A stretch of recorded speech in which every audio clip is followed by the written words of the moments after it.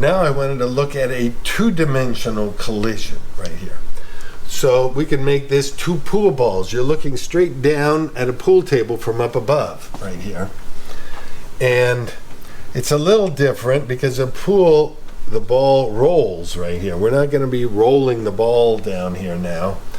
But normally, if this would work, if the ball wasn't rolling at this point, they usually call that a stop shot right here, when they just make it so the ball isn't rolling when it gets there, it's kind of sliding. But we could make this an air hockey table. Let's just make it an air hockey table. The puck hits this, puck one goes out, and this one goes the other way. And we'll assume that they have the same mass right here. The mass of this puck is the same as the mass of that one. And if we just wanted to write out the momentum equations, the momentum in the x, remember we have to do it in each component separately right there. Well, I'm going to put a coordinate system in. So we'll put our coordinate system like this right here. There is no momentum in the y before the collision. It's all in the x. So it's just mva. So this is mva.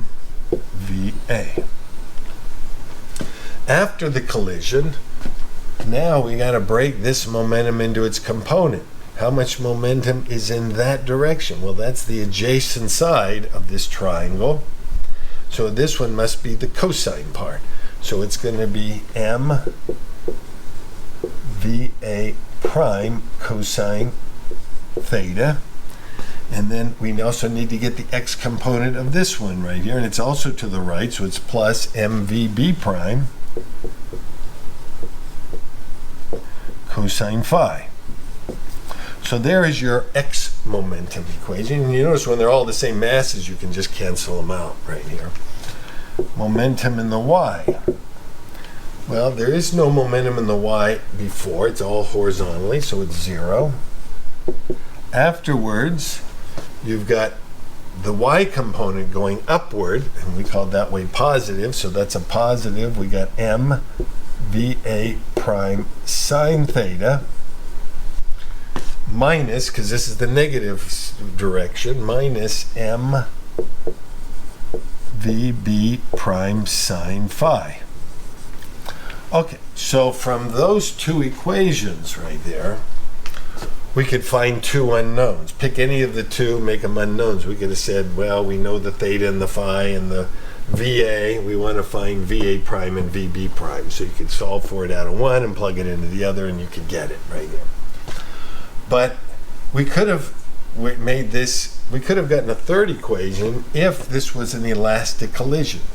For pool balls, these are pretty much elastic collision. That is, the kinetic energy before equals the kinetic energy afterwards.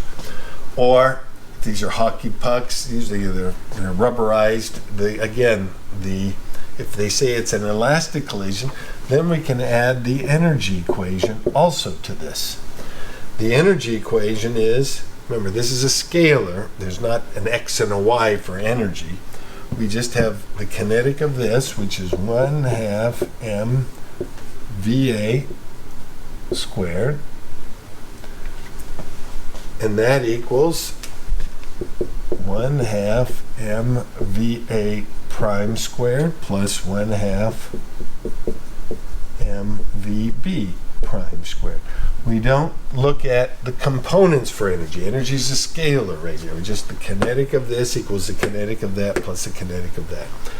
So we could have said, I could have given you three unknowns, and then you could have used these three equations to solve. I could have said the unknowns were, say, VA prime and VB prime and one of the angles, and we could have gotten it right there. So I'm not going to solve these, but these would be the equations. So again, if you have a two-dimensional problem, you're going to have to look at each component separately. Most of our problems on the homework were one-dimensional right here, but I probably gave you at least one two-dimensional problem.